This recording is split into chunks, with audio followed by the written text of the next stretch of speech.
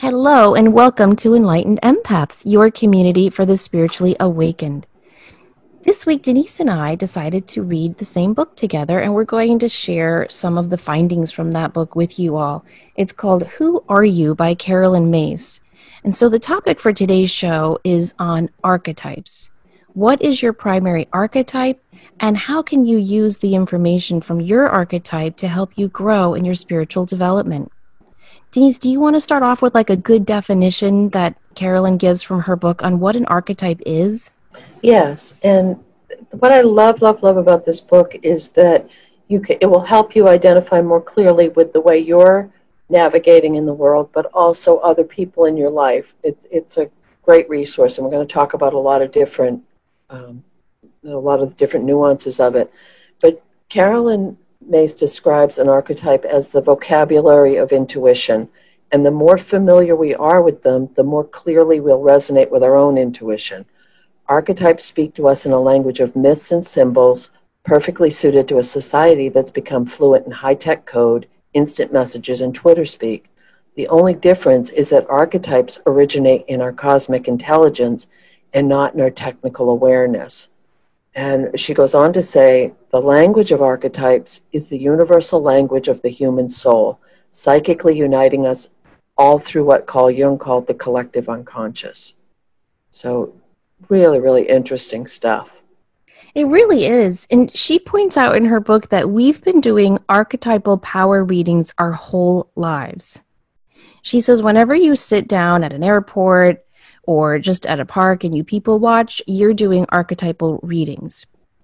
And when she said that, I thought, I wonder if that's true. But she said, as people walk by, you're saying that's a perfect mother, that's an athlete, and that's an archetypal reading. I found that really interesting. And she says that it connects us. It helps us to link in with other people and figure people out. And sometimes if we're struggling, it may be that we're not honoring our archetype, which I thought was interesting as well. Or if we meet someone and they don't settle right with us, are we picking up on that archetype doesn't resonate with us, or that the person isn't being true to their archetype? It's a lot to think about. It really is. She does touch upon that. She says that in some ways we're limited by our archetype. Right. That we can only excel at what we are and not at what we would like to be. She brings into clarity, I guess would be the best word, that you identify your archetypes in your stories, your patterns, your fears, your talents, all the things that are constant in your nature. And she talks also about sacred contracts, that this is what governs your relationship to your personal power and to spiritual power, and are expressed through every aspect of your life. So these patterns might be imprinted in us from birth, maybe even in the womb. So then you wonder, that whole nature-nurture controversy, which seems to apply to everything in life. But truly, do we come in with these contracts, or are they developed? I think it's a combination of both. Yeah, I do too. She thinks that we come in with them. She thinks that we've contracted with these archetypes for different spiritual lessons. And so I think that's why she stresses, you cannot change your archetype, but you can transform it. Right. So there's a shadow side to every archetype and a positive side. And I think, Denise, as teachers, I'm sure I've seen this a lot with students. I remember I had one student, he was the class clown, but a true class clown. Like, how some class clowns are just annoying? Mm-hmm. He was actually hilarious and funny and livened up the whole class. And when I had them work on a goal book for their narrative paper assignment, he had all these goals about being an accountant. Wow. And I could not see him sitting in a cubicle from 8 to 6 crunching numbers. I just couldn't see it. I don't think it was his archetype. His archetype was clearly the artist, the creative archetype, because he was a true performer. And I've always wondered, what happened to him? Like, did he go ahead and become an accountant, or will I see him at the Comedy Store one day? So sometimes we might have goals and they're just not working out in our lives. And it could be that we're dealing with the shadow side of our archetype, or it could be that we're trying to be someone who we intrinsically are not. It's just not who we are. But either way, acknowledging and gaining awareness of what your archetypal patterns are or your disposition is allows you to align more fully with the work you came here to do or the person you came here to be. And Yes. and I think anything we can do as empaths to have more self-realization, to have more understanding of who we are and how we navigate in this world is very, very, very empowering, because we don't make excuses or hide or try to make it better in the world for everyone else except ourselves. So I do see this as an important topic for all of us as empaths.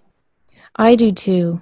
Now, she says that your archetype will communicate psychically with you through hunches, intuition, gut instincts, chills running up your spine, and other physical sensations. So, for example, the artist archetype might get chills when he sees a beautiful sunset or dreams of photographing it. Or the athlete might feel this thrill when she signs up for a marathon. So you have to pay attention to your inner feelings about situations and sights and all of your senses to really understand what your archetype is and how it's talking to you.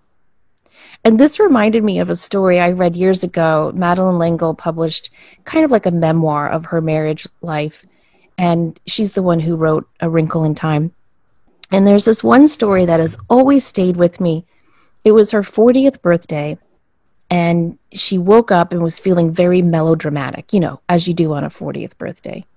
And she was so depressed that she hadn't been published yet.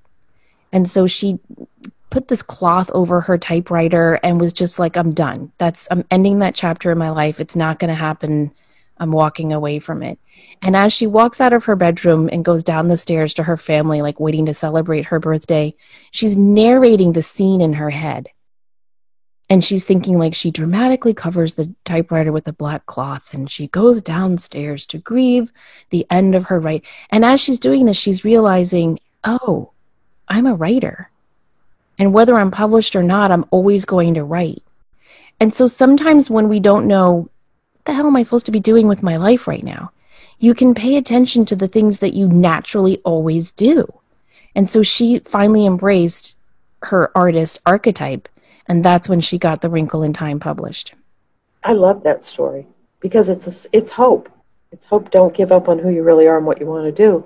When you were reading some of these, did some of them really, really resonate with you? And you could picture it in yourself. You could picture it in people you love and know. And some of them that I read were so far away from who I am and the way I look at life. I almost wanted to tip my head like a big Labrador retriever. Like, you know how they'll tip their head and look at you like, huh? What are you talking about? It's so foreign to me. And it's that looking at it and saying, this is their reality. This is how they're wired. And that's what makes us so beautiful, is that we are so unique and we're going to come from this perspective. I think the one I had a hard time with, I have to be honest, was fashionista. I'm not. I'm not even in any way, shape, or form close. But as I read through the description, I thought of people I know who do embody that archetype. And it really gave me a perspective of how it must be to look at the world through their eyes. Yeah, and that's why I think exploring archetypes can be so good for the empath, because we get a lot of emails saying, how do I discern my emotions from others that I'm picking up on? And I think if you can learn to see people through their primary archetype, it'll help you recognize who and what you're picking up on in your own energy. So when she breaks down each of these, she talks about the male counterpart. And at first I thought, well, is that something that seems a little sexist? Do we really want to say that? But I think that you can read this as the male counterpart. You can read this as the male energy. You can read that as however you want to do it. I don't think it was coming from a place of, I think it was more her way of saying this applies to everyone. Right. I do too. Yeah, because she says in there that your primary archetype influences all of your decisions. Mm-hmm. So it'll influence the career you choose, the romantic partner you're drawn to, but also how you look, what you wear, and choose to buy. Right. And so I don't think this is a masculine, feminine thing. I think this is a human thing. And once you understand your archetype, you'll start to understand all the choices and decisions you've made and are continuing to make. So, for example, if you think of the athlete, you'll get a picture of that archetype in your head, and you'll picture someone, wearing athletic shorts and a tank top with sneakers on. So everything about our archetype influences our choices. Now, there are infinite archetypes. There are ancient archetypes like mother, father, hero, the teacher, guide, the healer. And there are new archetypes that are coming up all the time. Like she mentions the computer geek or the hacker.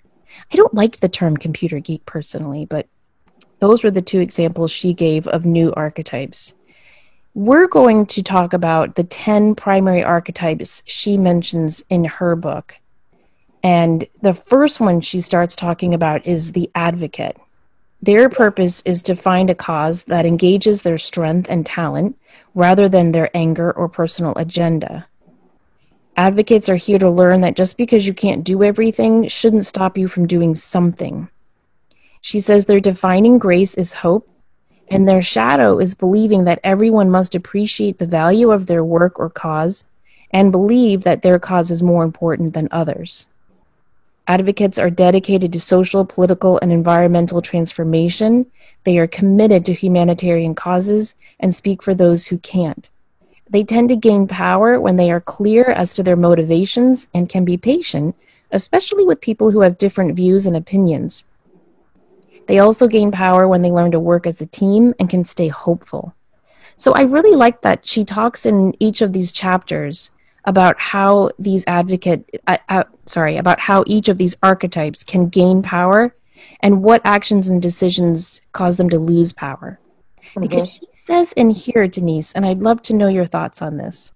She says, everything about your life is a power negotiation.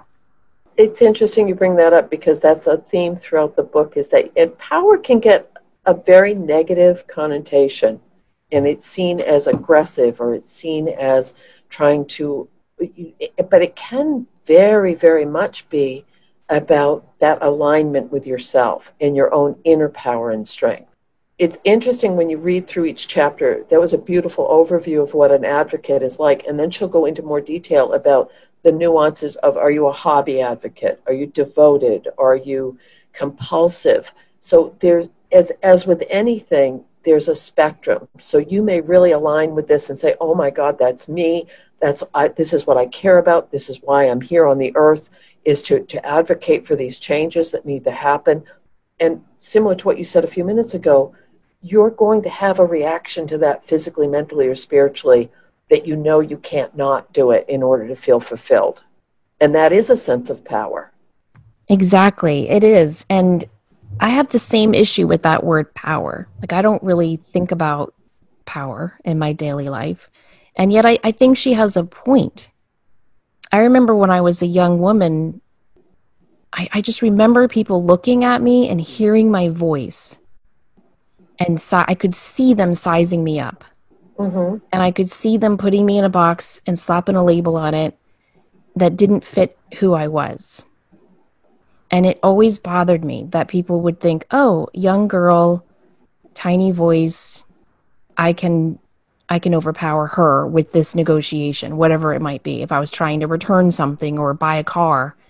And I always resented that. And rightfully so.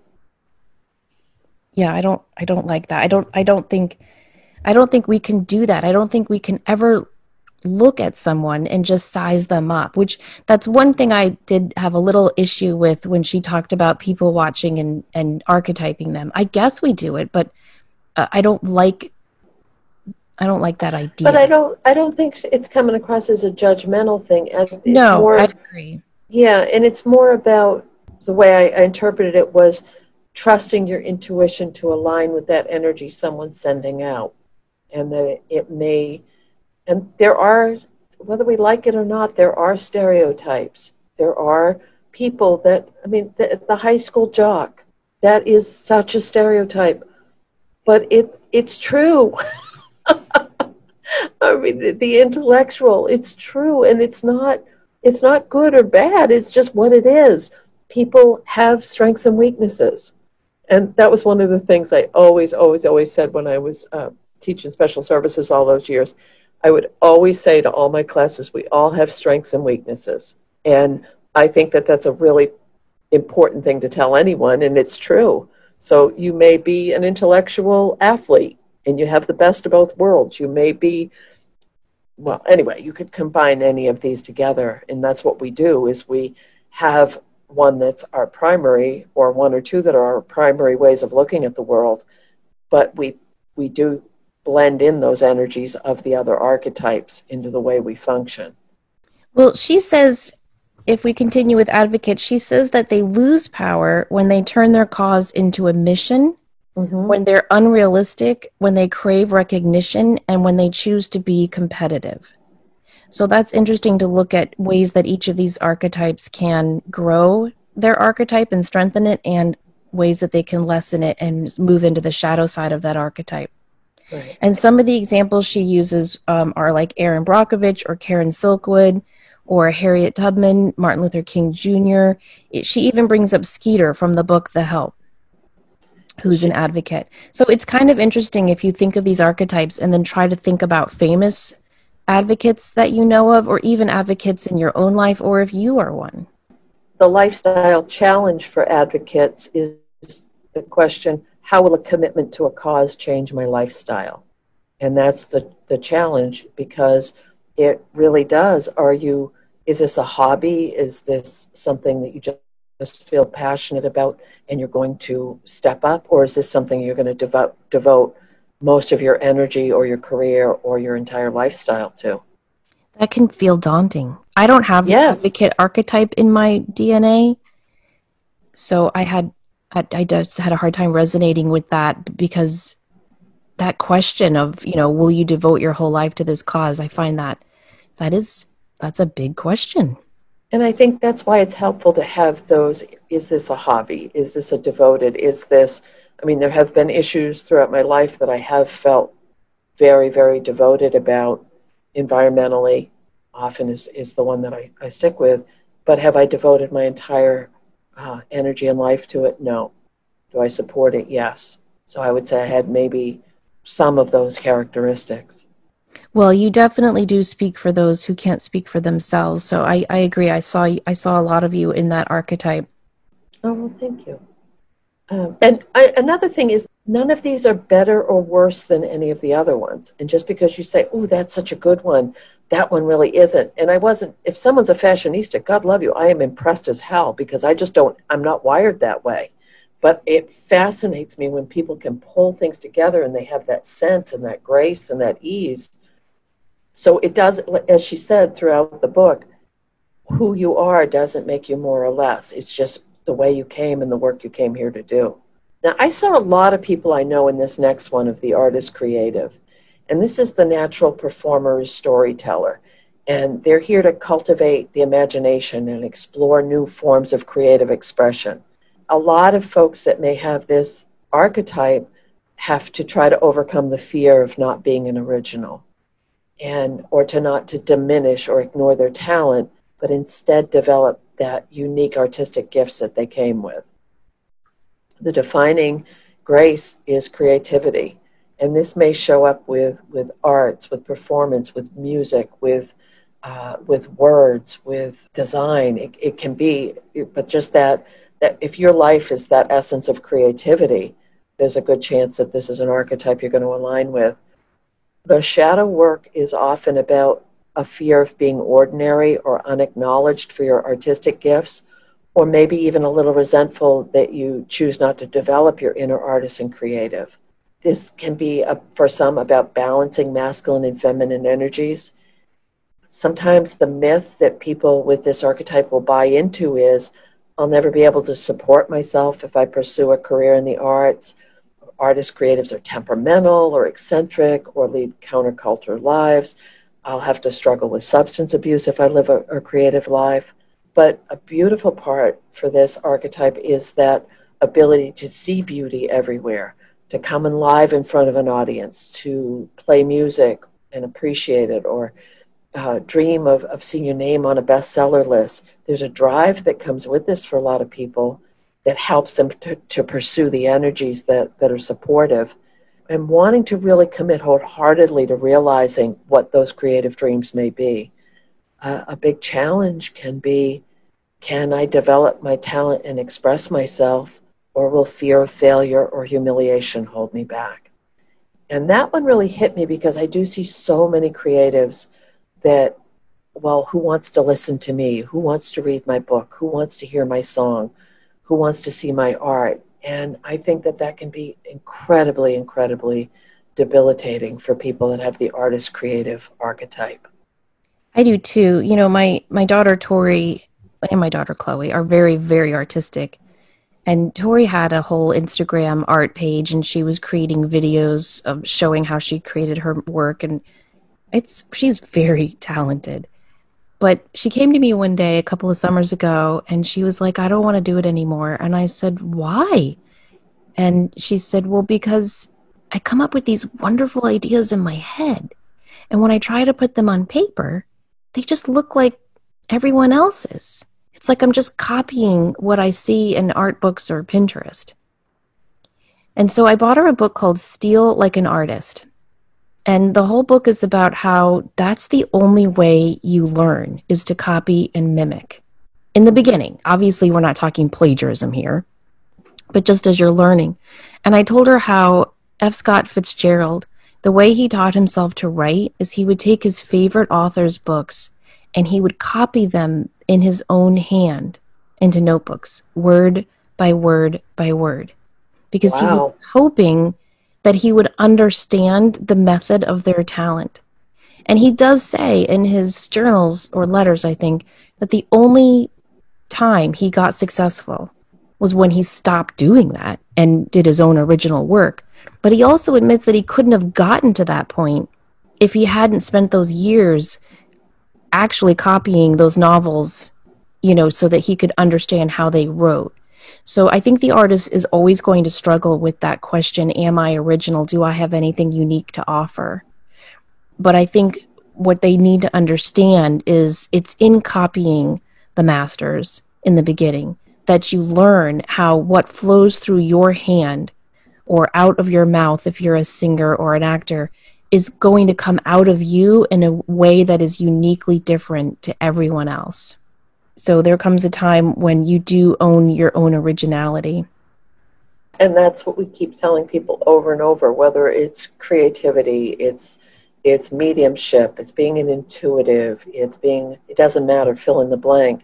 If you're coming from your own truth, it can't be replicated.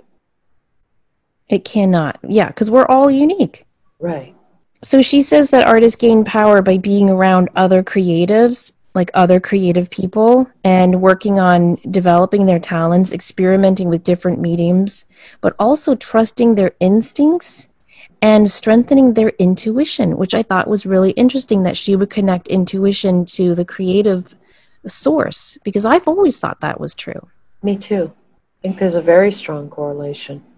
Yeah, I think that inspiration, you know, it's so funny that all those words begin with I-N, in, you know, inspiration, intuition, insight. We have to go within. She also says that artists gain power when they plug into the culture around them. And that I also think is so true. Even if you're working on writing or painting something, if you just go to a great concert or go sit in the audience of a beautiful play, it will inspire you and help awaken your imagination. And she also says it's so important for an artist to maintain a positive outlook.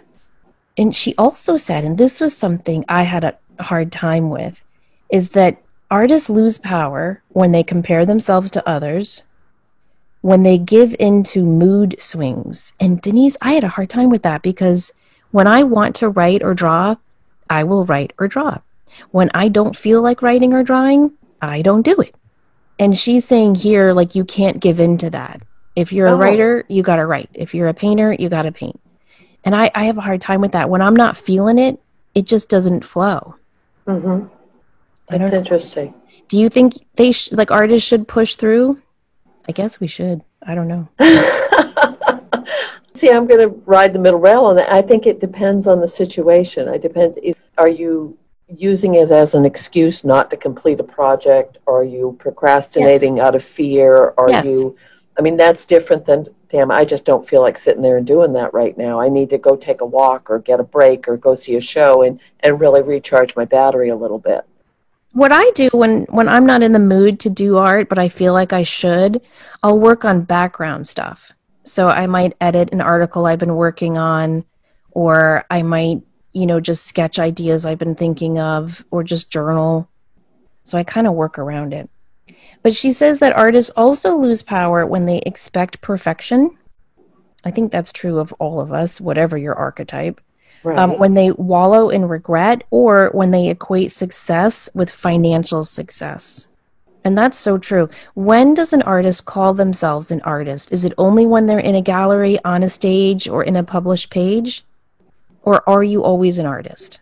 But so many people that are beyond gifted and aligned with their inner talent, their inner knowing, their creativity, have been dissuaded from following that path because of maybe a guidance counselor or a parent that's afraid, or people saying you'll never make it, you can't make a living doing that, how will you feed yourself? So they abandon that part of themselves to follow the norm or follow the expectations. And that has always, always troubled me. Yeah, me too. One thing I do is I just walk into a bookstore and I just look at all those books on the shelves and I think they did it, See, so I thought of you a lot with this one. I feel like this aligns with you, this Yeah, archetype. I definitely resonated with this one. And I think that a lot of the people who are committed to those ideas that an artist can't make a living are possibly the ones who gave up too soon. There's a lovely quote by a writer, and I'm forgetting her name right now. I think it's Anita Shreve, who said the only difference between a published writer and an unpublished writer is the published writer never gave up. Mm-hmm. And I think that's true for any artist. And in her book, Carolyn Mays talks about a man who wanted to be a painter, and he gave up too soon, and he ended up being a house painter. And she said, but do you see, he's still fulfilling his archetype, because even though he's painting houses, he's still painting. And she's hoping that he will heal his false beliefs that he can't do this and go back into his primary archetype. So the athlete is the next one, and very, very different from the artist. The athlete's purpose is to experiment life through the power and stamina of their body. Their challenge is to learn how to recognize the limits of their body, and their inner shadow belief is that physical strength is sufficient to attain all goals. Some of the attributes of an athlete include they take great care of their bodies, they enjoy physical challenges, they're super competitive, but they play fair. And they also tend to include things like massages and other body therapies into their routine and tend to have really good nutrition. Their challenge is to answer the question, who am I other than an athlete? She recommends that people who have this archetype should cross-train, stay current with different fitness techniques, pace themselves, and socialize with other athletes. And she says they gain power by sticking to a routine, encouraging others, being an example or mentor, and expanding their mind as well as their body. But she says athletes can lose power when they push their bodies too far, when they believe exercise is the only preventative medicine they need, and when they choose to be a bad sport. And so I think this one is maybe one of the more challenging archetypes age, because they may have been the top athlete, all sports, they've devoted their life, and they're still active and involved, but maybe not able to push their bodies to the level that they once could. And I think being kind and gentle with yourself as you evolve into a new stage of your life, if this is your archetype, would be really, really important. I agree and kind of disagree in a way, because there's so much out there right now for the athlete. And I only know this because I have a very good friend who is completely this archetype. And she belongs to a CrossFit group. She belongs to a runner's group. Her whole life is around being an athlete. She's just hired a trainer to prepare herself for the Ironman competition. And her whole social life, except for me, because this is not my archetype, is surrounded around this idea of herself as an athlete. And it's been fascinating just being her friend and watching her successes. You know, I have literally watched her take a giant tire truck and push it down a road, and then watched as she celebrated after she learned to push that tire truck up a hill. Like things part of me is like, why do you want to do that? But it makes her so happy. And so I think that there are ways today where we can move beyond that. You know, like what was that movie with Dennis Quaid? That was the saddest movie. Do you remember when he was like the star athlete in high school and college? And then I think he became like an insurance salesman. I think Jessica Lange plays his wife. And the whole movie is about how his life is so sad because he peaked in college. Right. And he didn't know who he was other than being an athlete. Yes. And so I definitely agree with what you're saying based on that. But I just think in today's society, there are a lot of new, wonderful outlets for the lifelong athlete. It also allows you a quality of life that a lot of people don't experience because of that endurance and stamina. Yeah, that's very, very true. And I think it's so good because athletes that I have known, they know how to set goals. Mm-hmm. And so they tend to be successful in other areas of their life because they've seen themselves set a goal. I'm going to lift this much in weights, or I'm going to get my yoga teacher training, or I'm going to complete this 5K, and then this 10K, and then this marathon, and then this triathlon. And so they have successes setting these goals in that area of their life, and then they tend to apply those same single-minded focus that they needed to achieve that goal into other areas of their life with tremendous success. Exactly. The next one I think a lot of us as empaths may relate to is the caregiver archetype. And this is often the nurturer, the mother, the lover, the sister, the teacher, the rescuer. And this is the people who feel like they came here to take care of people in ways they may not be able to take care of themselves. There's often a fear of being thought of as being selfish and kind of learning when to help and when not to. It's, I think, a struggle for some not to be seen as selfish, but also realizing that people will be able to make it without them intervening all the time. I'm saying this with kind of tongue-in-cheek because I relate a lot to this archetype. This is not being able to turn people down who need help. It's the family caregiver. You may choose a caregiving occupation. See helping others as a calling, very much about compassion and generosity.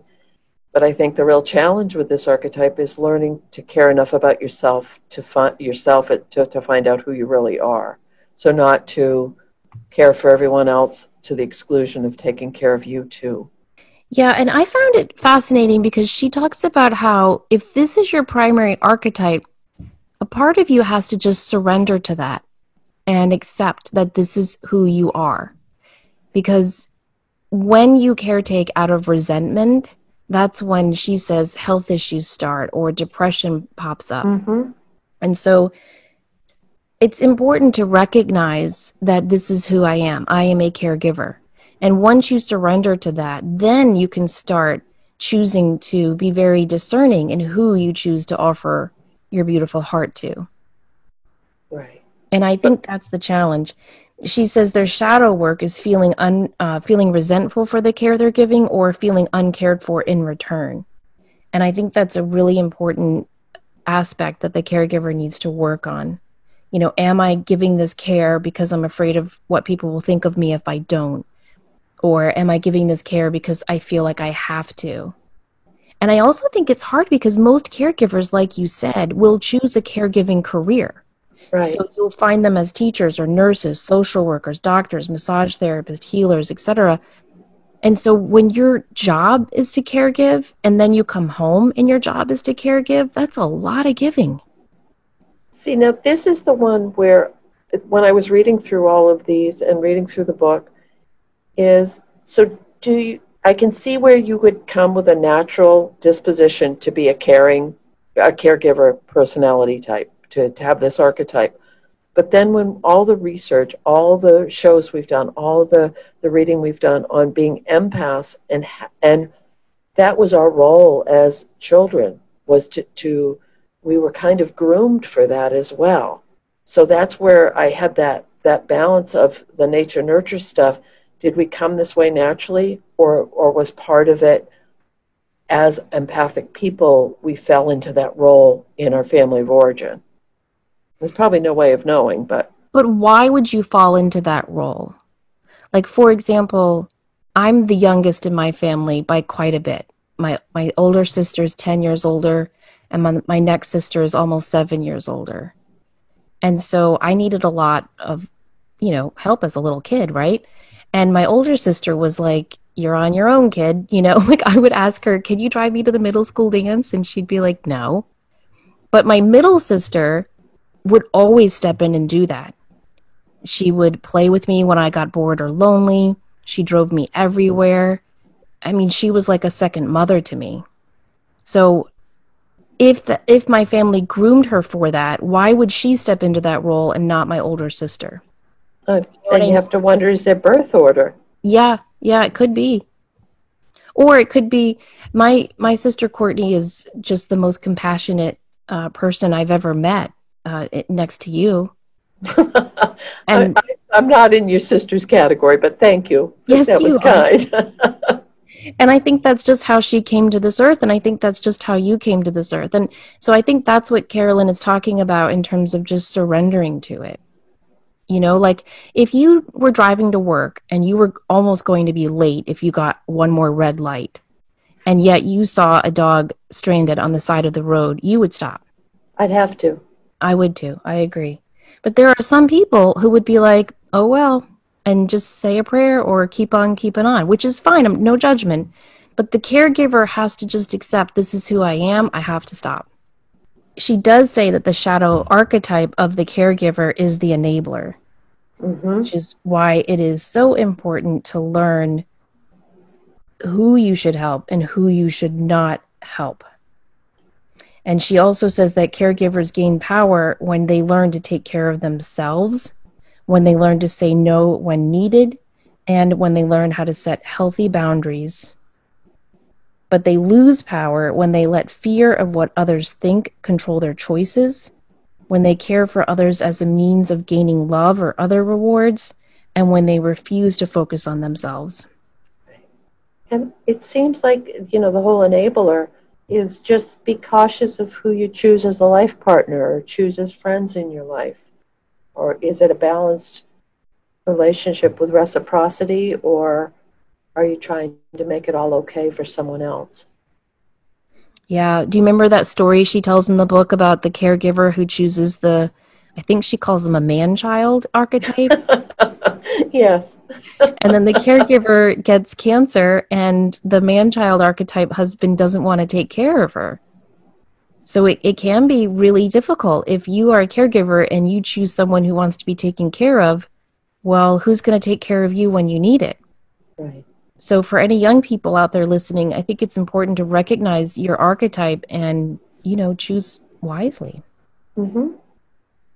So the next one she talks about is the fashionista, which is the person who is here to pursue a life that's not about appearance or, shallowness, but about self-expression. And so their challenge is to develop their inner qualities in tandem with expressions of their external beauty. And they're here to discover how painful it is to be judged for the external rather than for the quality of the person you already are. Their defining grace is their exuberance, and their inner shadow is the ugly duckling who never becomes the swan. So there's a lot of myths around this archetype, like clothes are everything, or, you don't get a second chance to make a first impression, the whole rags to riches thing. And Cinderella, of course, would be probably the key archetype for this fashionista persona. You love fashion if you have this archetype. You tend to always look great. You use fashion as a way to develop self-esteem and to truly express yourself.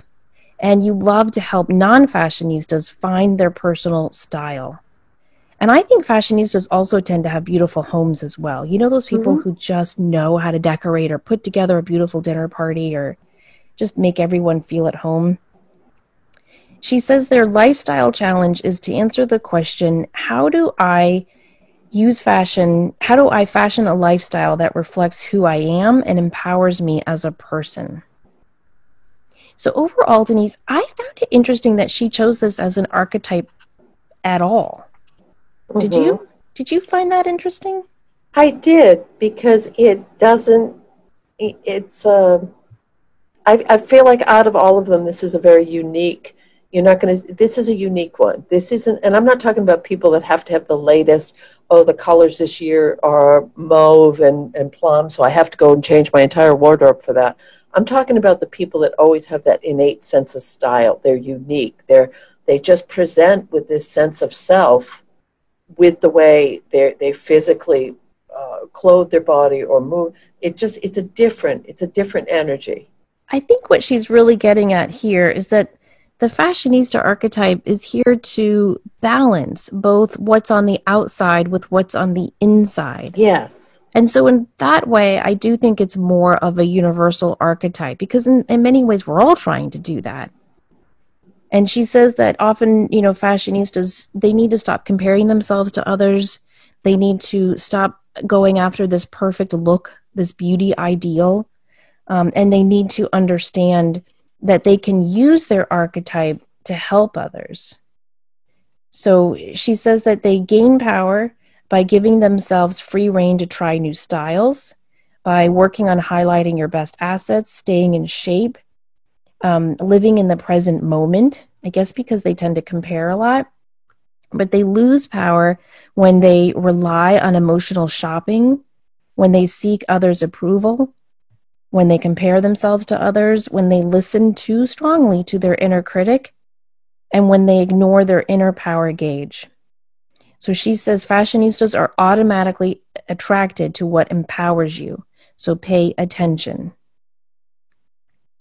I love that she mentions about they want to help other people find their own personal style. I've talked to different people over the years that do have this archetype, but they see it as a gift to help other people find their signature, to find their look, to find their style. And that's a true art form, especially for those of us that don't have it. It's almost like a superpower.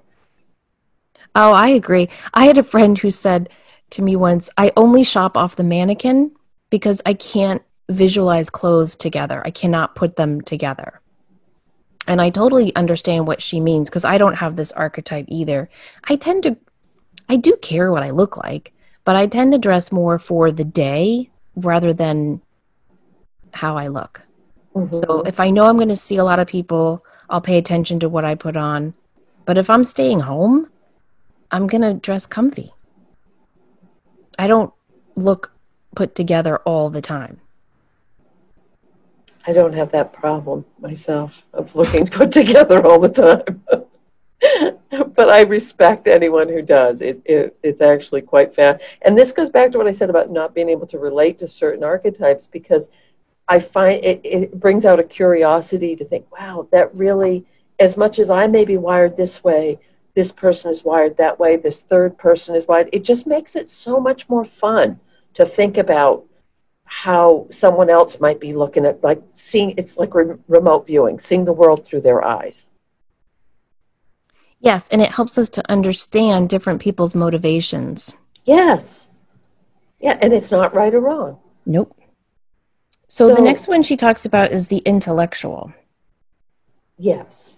And this is, I know quite a few people in this category, and I love this archetype.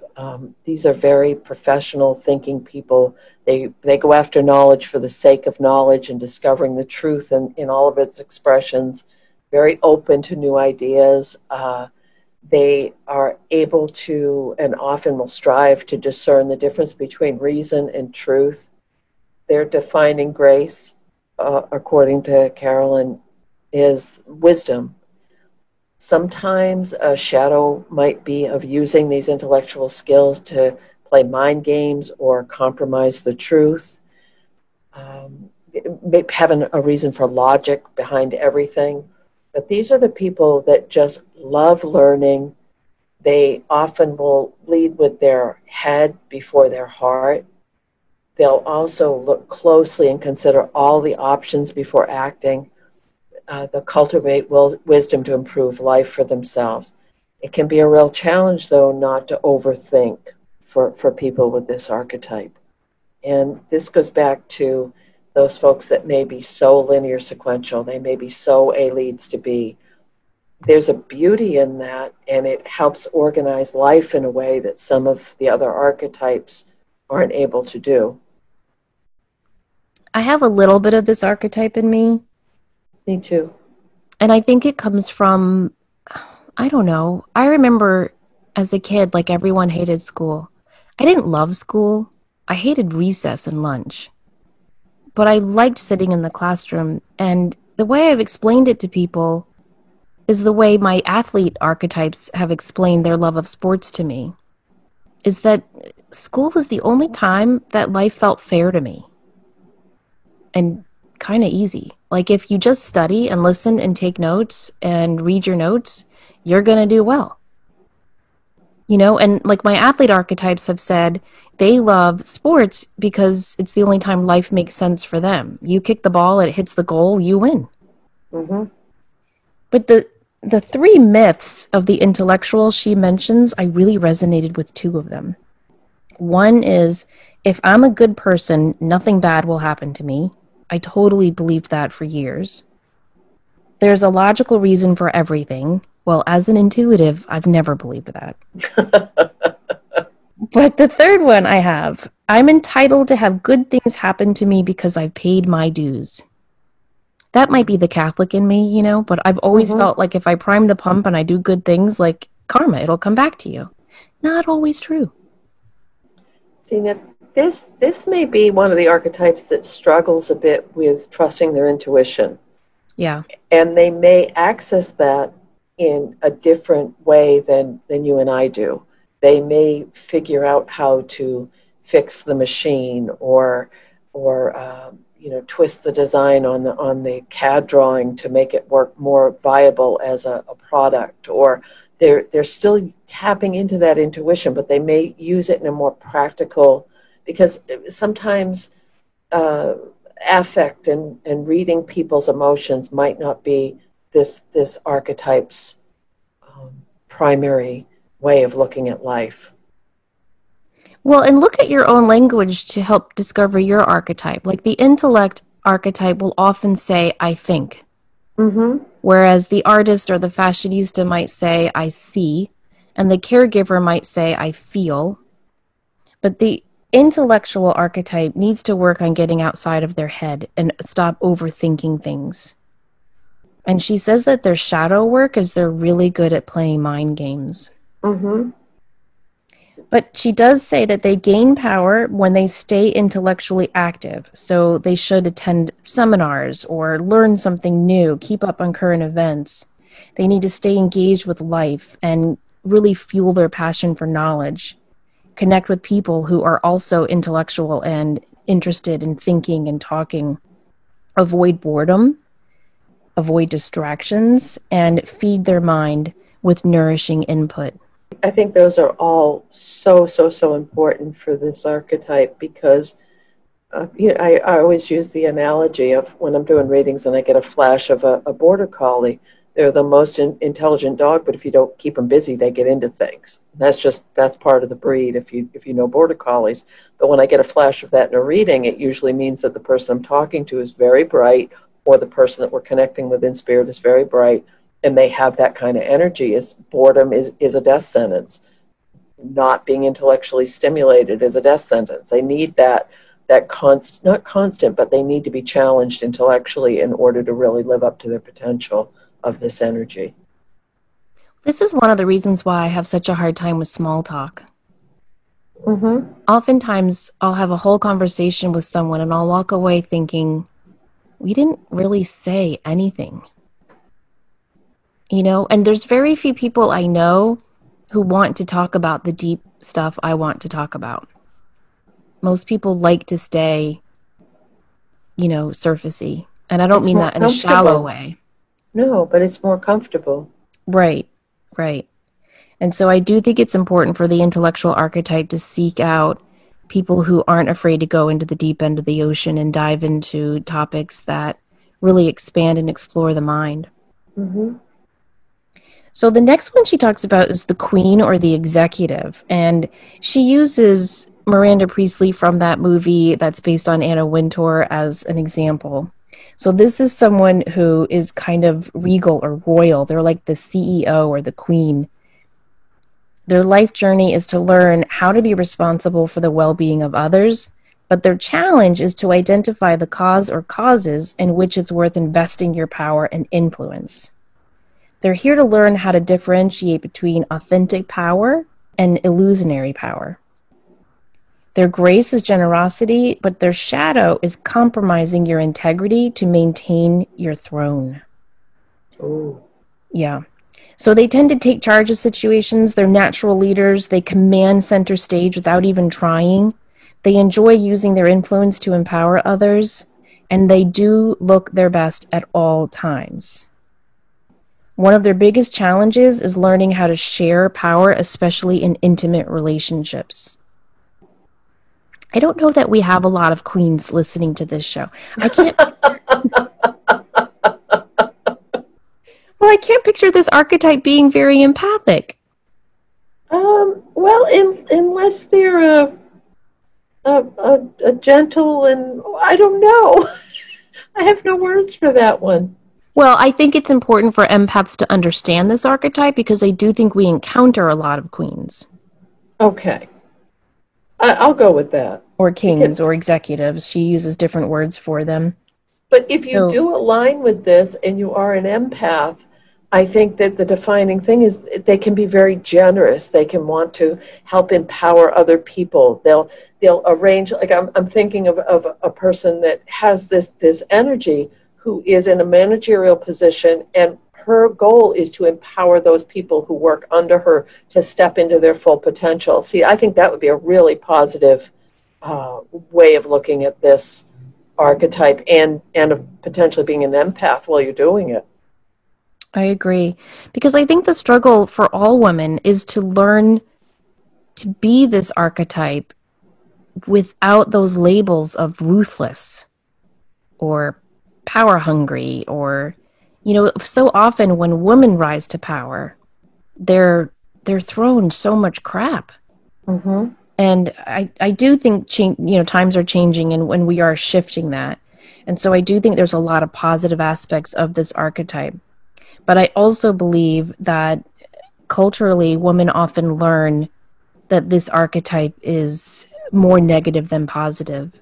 And that's what I have seen shift in the last few years, and it makes me very happy and hopeful. So she says their lifestyle challenge is really all about power, understanding your power, understanding how to share your power, understanding what to do with your power. I mean, haven't you met people like that? They just walk into a room and they just command it right away. Mm-hmm. Feel it in their aura. That's a gift. And yet if it's abused, it can be overpowering. Yeah. Yeah. So she says that the queen tends to make things happen. If anyone's been on like a PTA type thing, that type of, they just can get shit done. It's wonderful to watch. They tend to be very direct in their dealings with others, and they tend to pour their energy into worthwhile causes like the advocate, but they do tend to lead those causes. They enjoy using their influence to make a difference in people's lives. They work hard. They naturally end up in positions of power and authority, even when they don't actively seek them. They can come off as a little intimidating, and they tend to have demanding jobs that often might put them in the public eye. So they're definitely the person in charge, no matter where they end up. She says that they should try being a mentor as much as a leader so that they can learn to share power, and that really their biggest struggle is learning how to be this powerful person but still share vulnerability in an intimate relationship. And she says that they gain power when they cultivate their self-esteem, when they invest their power in a worthwhile endeavor, when they form intimate relationships that are mutually supportive, and when they learn to put their integrity above all else. They also gain power when they practice exercising humility and when they're generous. But they lose power when they pursue this illusion of power and leadership. They lose power when they misuse their ability to lead. They also lose power when they gossip or when they forget that power can be an aphrodisiac. And she also says they lose power when they indulge in power plays. I guess kind of like the mind games of the intellect in a way. Mm-hmm. The next archetype is the rebel. And this is the maverick. This is the feminist. This is the person who wants to break through barriers and, fight for fundamental liberties of the human spirit. It's about finding your own personal voice and form of expression. Sometimes people with this archetype may get into power struggles of expressing the authority in life. Justice is a very defining characteristic for these folks. Shadow work might fall under confronting an ego motivated by personal agenda to get attention. These are the people that speak out against discrimination and oppression. They challenge injustice. They might present with very bold and daring clothing styles or that energy. They do things very non-traditionally. They take the road less traveled. They introduce the radical new ideas into culture. So, and a challenge for this archetype is to not let the rebel in you control your emotional nature. And I think that this is a lot of us as empaths may have some of these characteristics, and that we have a hard time following the norm. We have a hard time following that traditional path. One of the things in this that really struck me was, that impulsiveness of making a choice and then realizing, oh, I should have thought this out a little better. I was notorious for that many years ago, that, already you've jumped off the cliff and you're halfway down and you're like, uh-oh, maybe this wasn't the best choice. But that's also very, very strong with this personality type and this archetype.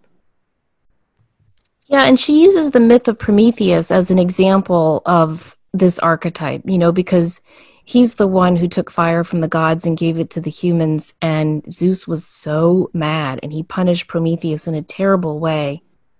And so she says that there's kind of this idea in the collective unconscious that rebels will pay a price. Mm-hmm. And so rebels have to learn to be true to themselves and to have the strength and conviction within themselves to leave the tribe and walk their own path. What I always get with this archetype is, that little kids will cross their arms and say, "You're not the boss of me." If that was you as a little person, you might really kind of have this archetype in your genes. This might, when you have a hard time following orders, or you want to take a different spiritual path than what you were brought up with, or you just can't do it the way everybody else does it. No, you always have to be a unique original. Right. She says that they gain power when they express themselves, when they make the most of their power, when they take risks and live boldly, when they champion the rights of others, and when they're fighting a big fight. But they lose power when they overreact or act impulsively, mm-hmm. or when they lose their temper, or let desperation drive their actions, or the whole rebel without a cause thing. She says if you're going to rebel just for the sake of rebelling, you're going to lose power. But they also lose energy when they ignore their inner rebel and they try to fit into society's parameters. And they also lose power when they throw a fit, when they don't get recognition, or when they fail to see how their rebellious acts affect others. And I do think that's an important one for this archetype to think about. How will my rebellion affect people around me and those I love? This is the one where I think that there's it's similar to the advocate for me on this one, is that there's a wide range with, there are people who are going to rebel. They're going to do things a little differently. They're going to have their, and then there are people that are full on. And sometimes, like, some people may hear this and say, oh, that's that, not to be gender biased, but that bad boy archetype. And, oh, I love a bad boy. I love this type of woman or whatever. But I don't feel like that's what this is talking about, because that's not the true energy those might be the shadow side of that rebel archetype. But if you find yourself drawn to that energy, just be aware of where they may fall on the spectrum of the archetype. Yeah, that's a good point, because everything is a spectrum. Mm-hmm. So the next one she discusses is one I think we can all resonate with on this show. It's the spiritual seeker, sometimes called the mystic or the healer. And she says their journey is to become a spiritually congruent human being, and their unique challenge is to create a life that blends their spiritual, emotional, and physical needs. Now, she says that their inner shadow, I don't agree with, Denise. She says the inner shadow of the spiritual seeker is this thought that the ordinary rules of life do not apply to me because I'm spiritual and therefore special. Nothing bad will happen to me because I'm on a spiritual path. I consider myself a spiritual seeker, and I've never thought of myself as special or that the rules of life don't apply to me. I don't think you have either. No. To me, the inner shadow that I've had to do as a spiritual seeker is overcoming self-doubt and learning to accept myself in a society that says what I believe is weird, wrong, or bad. Mm-hmm. That's my shadow work as a spiritual seeker. Right. So, I don't know. Maybe Carolyn Mason and I can agree to disagree. She says the behavior patterns and characteristics of the spiritual seeker include they tend to trust their intuition unconditionally. They seek insight into who they really are. They search for the true meaning and purpose of life. They're committed to a path of spiritual evolution. They give priority to spiritual understanding.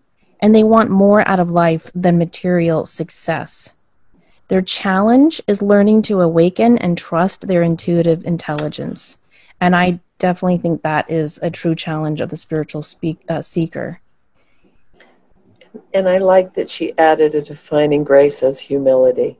Yes. Because I think that truly exemplifies someone that is either identifies with being this archetype or also is hoping to bring those characteristics more into their life, is coming from maybe that goes back to the shadow work, is if you're coming from a place of humility, it's really hard to feel like you're special or that you're exempt from bad things happening. Yeah, and I think it's a wonderful journey to be on as a spiritual seeker, and I also think it's a frustrating one. Mm-hmm. Because all I want to know is the answers to life. Who created us? Why are we here? Why do we reincarnate? Why does karma not work out as simply as the old spiritual books say it does? I have so many questions and very few answers. I mean, there are answers, but none of them are super satisfying. Mm-hmm. So I think it can be an interesting journey, but it's kind of nice that there aren't answers, because then you always have something new to learn and seek. Right. So she says some of the patterns of the seeker are that they feel unsatisfied or are seeking more from their lives. They long for happiness and health. They tend to always be looking for a new life direction. They are always searching for insight into who they really are. They're intent on finding the meaning of life. They're curious about exploring dimensions beyond the material plane. They frequently read about spiritual or philosophical ideas. They tend to attend workshops or seminars on consciousness and spiritual topics. And they've either begun a spiritual practice or are already working in that field. But they can be very afraid to speak their truth.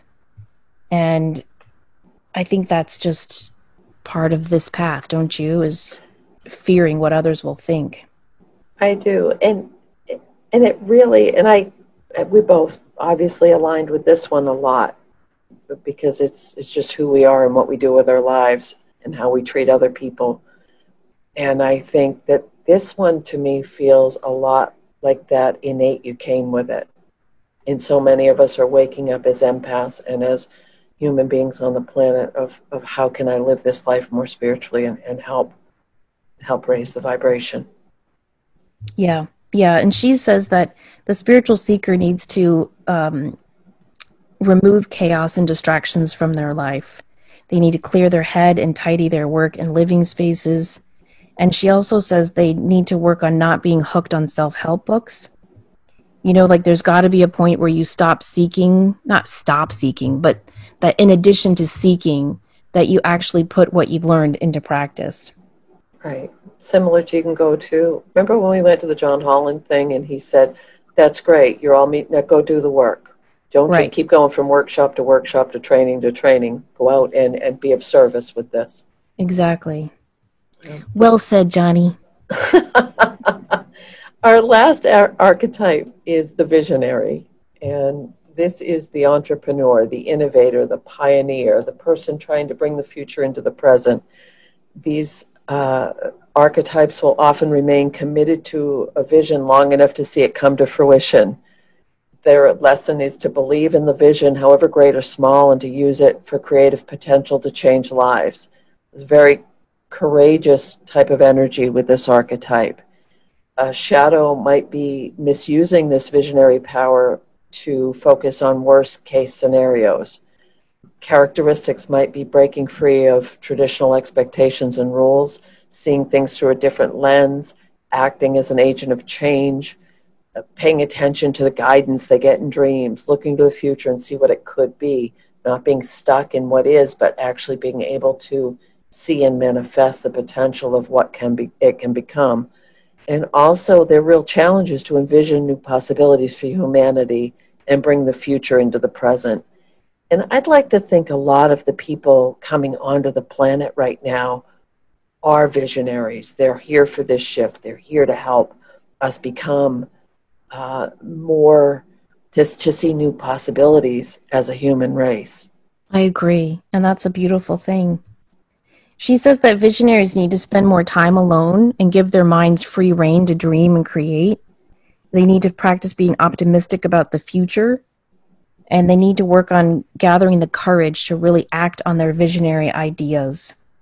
And she also says they need to practice some form of contemplation, whether that's meditation or journaling or just daydreaming, because that's where you channel your intuition. And they need to stay open to new ideas and hang out with other visionary people. But they need to work on buying into other people's doubts. So she says they've got to ignore the naysayers.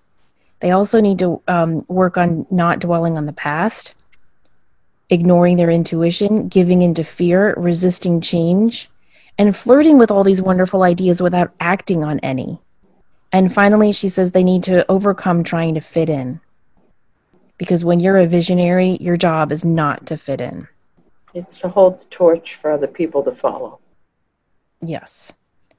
So these are just a few of the many, many, many, many archetypes out there. I mean, there are so many others that we could have talked about, like the mother, the mediator, or the networker.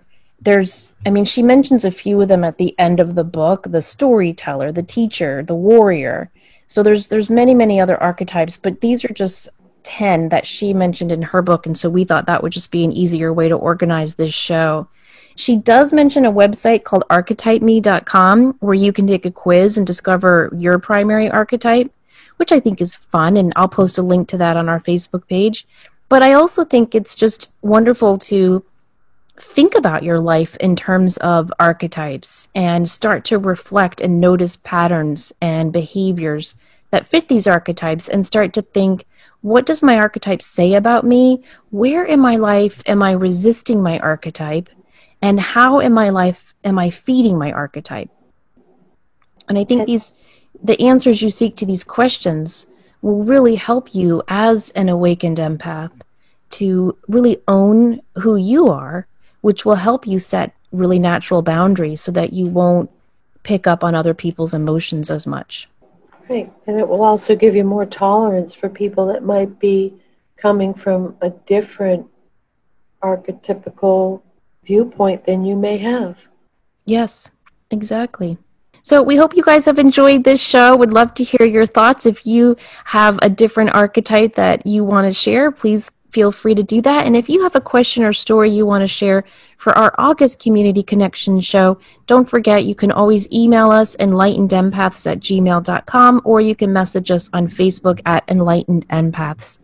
Have a great week, everyone. Don't forget, as always, to show up, do great work, and share your light. Take care.